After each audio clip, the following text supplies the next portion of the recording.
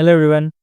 आज के वीडियो में हम लोग एग्रीकल्चर से रिलेटेड एक क्वेश्चन को देखेंगे। ठीक है, एग्रीकल्चर से देखिए कीवर्ड पहचान लीजिएगा, क्वेश्चन सॉल्व हो जाएगा। ठीक है, इससे पहले वाले वीडियो में मैं जितना भी वीडियो बना चुका हूँ सब वीडियो में मैं बोलता हूँ कि आप कीवर्ड फाइंड करने की कोशिश कीजिए। ये क्वेश्चन जो है अभी देखिए दो चीज़ों से ये सॉल्व हो जाएगा। एक कीवर्ड, कीवर्ड एक कॉमन सेंस। ठीक है,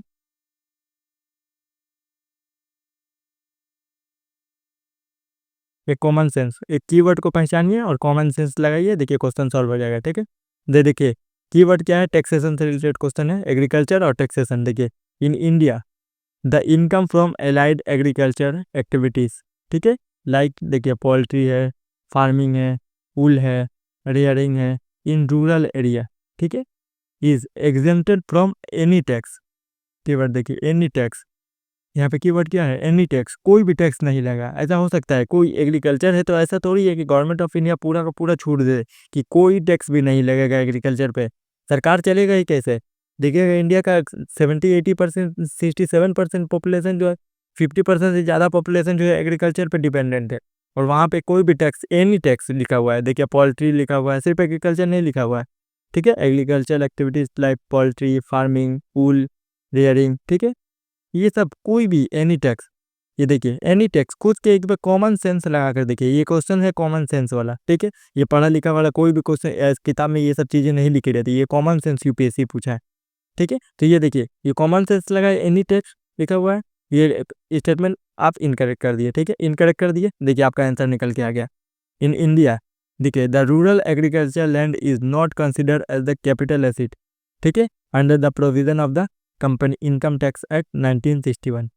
ठीक है, ये स्टेटमेंट सही निकल के आ गया। तो ये देखिए इसके एक एलिमिनेशन से कीवर्ड से और कॉमन सेंस, ये तीन चीज़ करके रखिएगा, आपका सब क्वेश्चन सॉल्व हो जाएगा। कीवर्ड को पहचानिए, थोड़ा सा कॉमन सेंस लगाइए और एलिमिनेशन टेक्निक लगाइए। ठीक है, एलिमिनेशन टेक्निक लगाए, पहला वाला इनकरेक्ट हो गया। देखिए बोथ, यहाँ पे बोथ लिखा हुआ है इनकरेक्ट, बोथ लिखा हुआ है इनकरेक्ट। Statement 1 is correct. ठीक है, ये स्टेटमेंट भी सही हो, गलत हो गया। उसके बाद देखिए स्टेटमेंट 1 इज नॉट करेक्ट। ठीक है, बट स्टेटमेंट 2 इज करेक्ट।